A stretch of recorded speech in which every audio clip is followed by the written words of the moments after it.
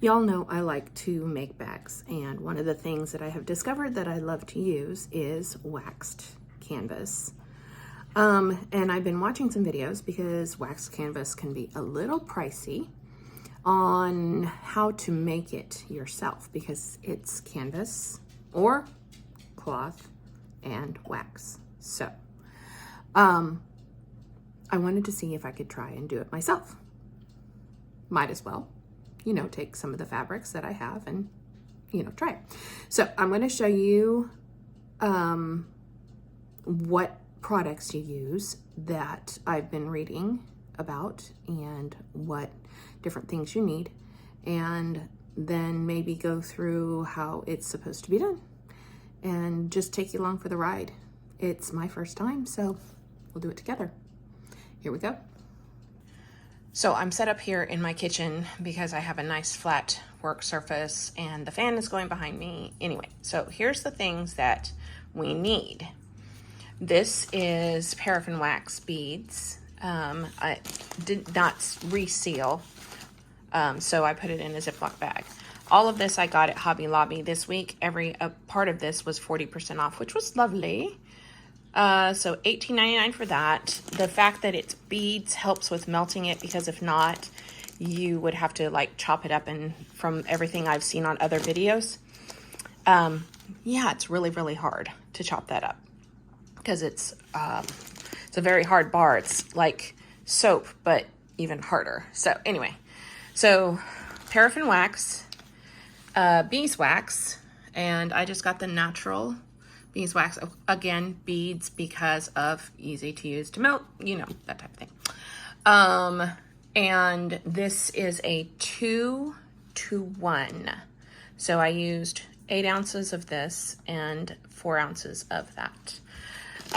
You can do it on the stovetop like a bain-marie type thing, like you melt chocolate, but you can also do it in a slow cooker. So I went to Hobby Lobby, of course, again, and this is in their spring shop, and so it's 40% off as well, making that like $14.99 for a 1.5 quart slow cooker, which is this little bitty thing. Isn't it cute? So I melted a little bit of it in the microwave because you could take this out and melt it like 1 minute and then 30-second increments until it gets almost melted, and then with hot oven mitts, you can put it in here and then warm it up, continue to warm it till it's completely melted. You need an iron, and preferably an iron that's older or cheap. And it needs to be on hot and no steam. You probably won't want to use that iron on clothes again. So this is my old iron, and so it's going to be used on this. Then I decided, for stirring this up while it was melting, I just grabbed one of my older rubber scrapers, and so that will be for wax now. And then I got a package of 4-inch chip brushes over at Harbor Freight. Actually, Eric picked those up for me. It's like $15 for, no, less than that, for like 12 of them. But I should be able to just reuse this one over and over again, even if it hardens in there, and warm it up in there, and it'll be fine. Should be. We'll see. If not, then just, they're cheap enough you can throw them away and use it again. So there's that. Okay, so underneath me, this is my old ironing board. It's warped a little because over time in steam in this was a 1/2-inch board, and it just, over time, it warped up. So I made a new one out of a 3/4 inch, and it's downstairs. So I thought, you know what? I'm just going to bring this up and put it on there. The other alternative was cardboard, but it would need to be pretty, like 2 layers of cardboard, but it would need to be pretty long and pretty wide, because I'm going to do mainly, probably right now, I'm going to start with like a yard of fabric. This is just cotton. I actually got this one at Hobby Lobby. I'm starting at that because it's the less expensive of the fabrics that I have, but I do really like it. It seems very Kansas to me. And then an old towel. So the old towel is going to be laid underneath, And this does not go in the washing machine once it's done because it will make a huge mess in the washing machine. What I read was you just let it dry and put it in like a small trash bag, something like that. Just seal it up once it's good and dry. And then the next time you do it, you just lay it down again, and that wax, as it melts with the iron, will kind of absorb back up into it so it's not wasting all the wax. Anyway, so that's the supplies. I'm going to lay it all out and set up the camera and get started. Okay. Oh, I'm going to have to move that. So I have noticed the crock pot is very hot on the outside. I've not burned myself, thankfully, but I've noticed it's very hot. So just have to be careful with that. So I've got this laid. This is how, oops, sorry. This is how the instructions or the video I watched. And I will, when I post this, I'll put a link to the video because it was really good, I thought. Okay, sorry for adjusting, but here we go. Anyway, she said just layer it and like this. This is how it comes off the bolt. And that way, wax that goes through the top layer will get onto the bottom layer. It'll actually help when you're turning it over, doing the bottom layer. It will go faster, or you won't have to absorb near as much of the wax. So to start, the best way, she said, was to kind of warm up the fabric.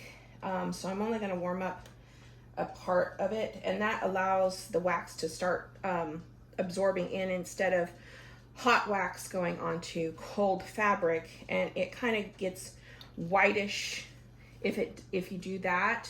But it would be okay. It wouldn't hurt anything.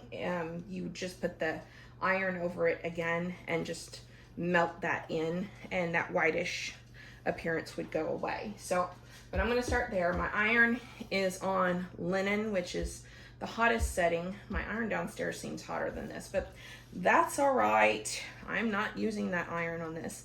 I've also emptied it of every bit of water and turned the steam off. So let's try, set that there without burning myself. Let's see. Oh, don't know what that is, but we're going to get that out of there. Yeah, don't want anything in here that you don't want to sit there, because it will. It will get into the fabric and you won't be able to, it'll be hard to get that out. So I am just barely putting that in. Okay, well, here comes Eric. So I'm going to keep doing this, and I'm going to work on trying to learn how to do these videos where I can fast forward through part of it, or, you know, just go quicker speed through part of it. So let's just start this first bit here, and I'm just looking for anything right in here that just seems like whitish, like it's lighter.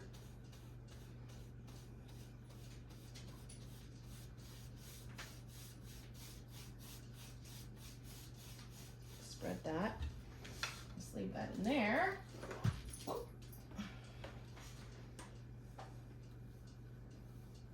And they say if there's like any places where you think that a wax is thicker, especially as it dries, ooh, that's an interesting smell, that's for sure.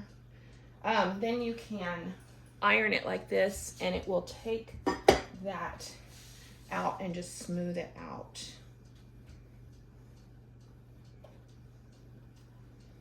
Okay, well, that's that corner. All right, I'm gonna pause, keep going, and we'll, I'll probably put it on, you know, time lapse so that you guys can watch me do it, but faster. So we'll see you in a bit.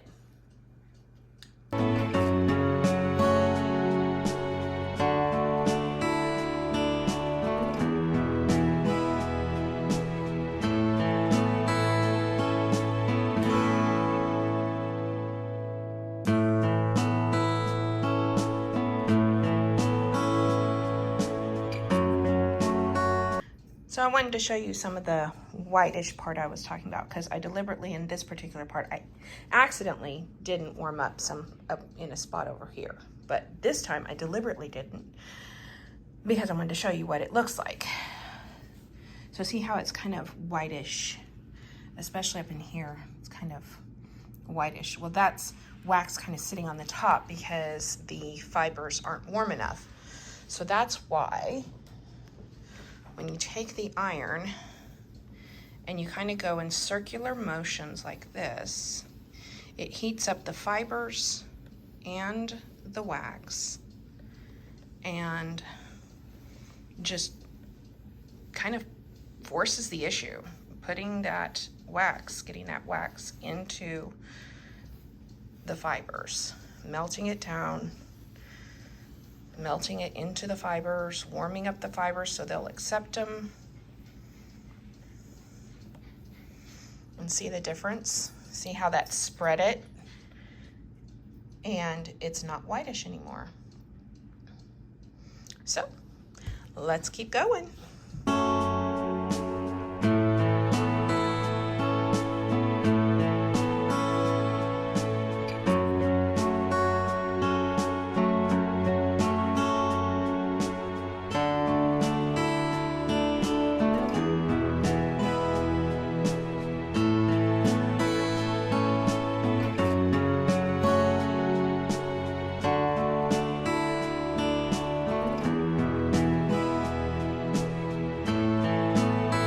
So I just finished one side.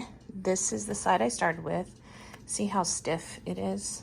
Because it's had time to dry. And this side, which is still warm here, is a little bit more flexible, as you can see. So stiff, flexible. So I'm going to turn it over and do the other side. And then I'm supposed to let it cure for 12 hours at least. 24 hours is fine, but 12 hours to where it's not sticky. But I'm going to tell you right now, I don't feel any stickiness at all. There's nothing sticky about this. So far, I'm loving it. We'll see. So let's get going on the second side. Oh, I was going to say real quick, the reason a crock pot versus like a bain-marie, or, it's a pot over steaming water, is because you'd have to go, unless you had something sitting right here, you'd have to go back to the stove and back over here and back to the stove, back over here. That would just cool down. So when you keep it in a little crock pot like that, then it will keep it warm and keep it melted, which is why I wanted to use a crock pot. And at $14.99, can't go wrong.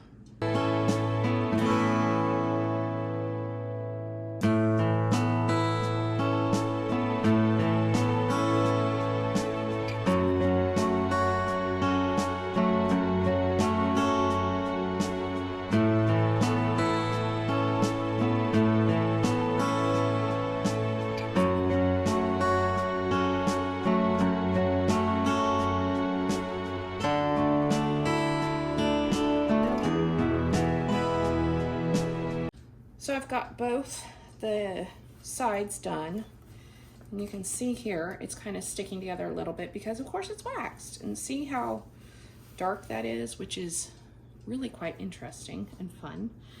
But the last thing I need to do is I want to open this up. So I'm going to move this out of the way, move the lid. I'm going to open this up. And I want to look at this center line and make sure that that has gotten sufficient waxed, and not just waxed, but also ironed down so it doesn't have a constant seam there. And I could see a couple of lighter spots. That's where you'll notice sometimes just a little bit of lighter spots. That might be, right now, that might be where the wax didn't fully penetrate. So I'm going to look at the whole thing as I'm doing this, and I'm just going to kind of pull it towards me. Actually, no, I'm not. I'm going to start it here and then push it away from me. just so it will dry. I really need a better spot here for that, but right now this will work.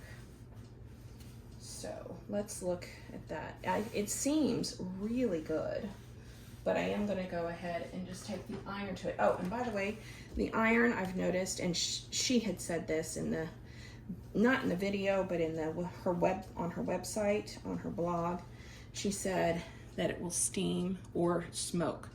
I don't know if you can see that, but it does smoke. It's just burning off the wax on there. It's a smell. I don't consider it altogether unpleasant. Perhaps not the most pleasant, kind of like burning a candle with no scent to it, which what's the point of that? But it's not horrible. Not so much so that I would say, oh, you have to do this outside or something like that. I do have a fan on behind me, which is good. The other thing this is doing though is I'm seeing any places where the wax may have been a little thicker that I didn't hit it, and hitting that, spreading it out evenly. Anyway, I'm just gonna keep doing this and I will show you what it looks like when all done. So I think it's done. It does need to cure because of course I just finished, but I wanted to show you a couple of things. I'm letting this cool completely because I wanted to show you what happens with this. It's really cool. I love this about waxed canvas, waxed cloth, things like that. But the iron's still smoking off that residue. You can see it there. Okay, so this was 4 ounces of beeswax and 8 ounces of the paraffin wax, like I said, and that was measuring it with that plastic measuring cup there. The smelliest thing right now is this, just so you know, it's just this iron. Anyway, see how much is left over? So that did really well. Now this is a yard of regular 44 to 45 inch wide fabric. Some duck cloths are the same width, like 44 to 45 inches wide, but some canvases are like 60 inches wide. So if you're doing 60 inches by a yard, you probably would need more. But for a yard, that was plenty. I'm going to go ahead and turn that off. I'm just going to set this on my parchment, the brush on my parchment paper. I'm going to let it dry and probably then just put it in a Ziploc bag to store it and use it again, because once that heats up, I'll just use it and there's no reason to waste the wax that's in there. So, and the same with this. This is just going to be, this crock pot's just going to be for these types of projects. So I'm just going to let it sit in there and harden up, and I'll store it probably covered in plastic wrap so nothing gets in it, and then just add more to it later. As long as I don't see like a lot of gunk built up, whatever that I don't want on my fabric, I'll just hold on to that. But I'm going to show you one last thing. So see how stiff this is. I want you to see this. So if I crumple this up, okay, and when you do this on like canvas, and especially the brown, look how it gives you this texture. This makes it look, especially on like brown or black or green canvas, makes it look like leather, kind of gives it a leathery feel. It does that naturally. It's part of its charm, actually, to give this kind of a patina, maybe not patina, but, you know, weathered texture. I wouldn't worry about it doing that because it's going to do that over time. But if you really want to kind of, reduce that a little bit, you can iron that back out and it's gone.